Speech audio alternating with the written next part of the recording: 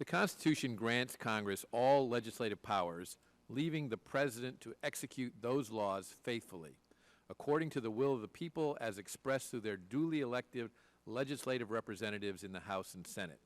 Yet presidents from both parties have, for too long, stretched their powers beyond the limits intended by our founding fathers, and too often their abuses have gone uncorrected.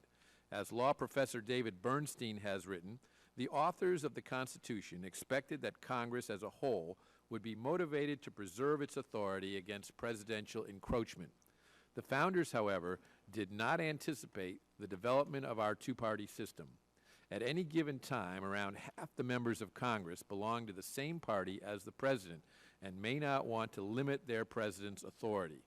This trend has accelerated through administrations of both parties over the past decades to the point at which now a president boasts of his desire to use his pen and phone to bypass Congress. Indeed, just a couple of weeks ago, White House Chief of Staff Dennis McDonough said, quote, "Audacious executive actions are being crafted to make sure the steps we have taken are ones we can lock down and not be subject to undoing through Congress or otherwise." These statements indicate additional unilateral executive actions beyond even those unconstitutional actions the President has already taken.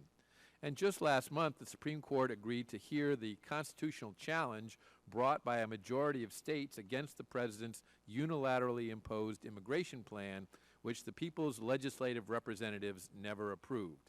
So far, a federal judge in Texas has issued a preliminary injunction in the case blocking the enforcement of the President's unilateral plan.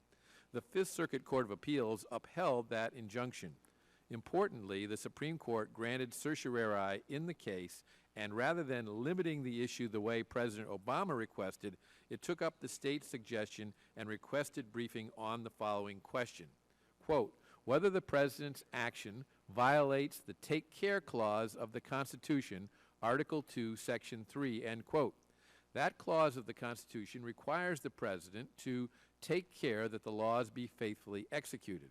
The founders would have expected members of the House of Representatives, known as the People's House, for its most direct connection to the will of the people, to aggressively guard their role in the constitutional legislative process. The resolution before us today will provide another means of doing just that by creating a task force on executive overreach chaired by Representative King from Iowa that will focus on the dangers of ceding power away from Congress and the People's House in particular and potential solutions. Such dangers can often seem abstract in the midst of intense policy debates in a historically hyper-partisan environment, but this is not a partisan issue.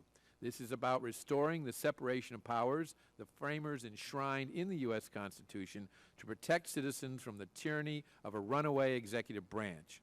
The story of the harm caused by the erosion of the People's House and Congress can be told vividly and objectively by a task force such as this. I urge my colleagues to support this resolution, and it's now my pleasure to recognize the ranking member of the Judiciary Committee, the gentleman from Michigan, Mr. Conyers, for his opening statement.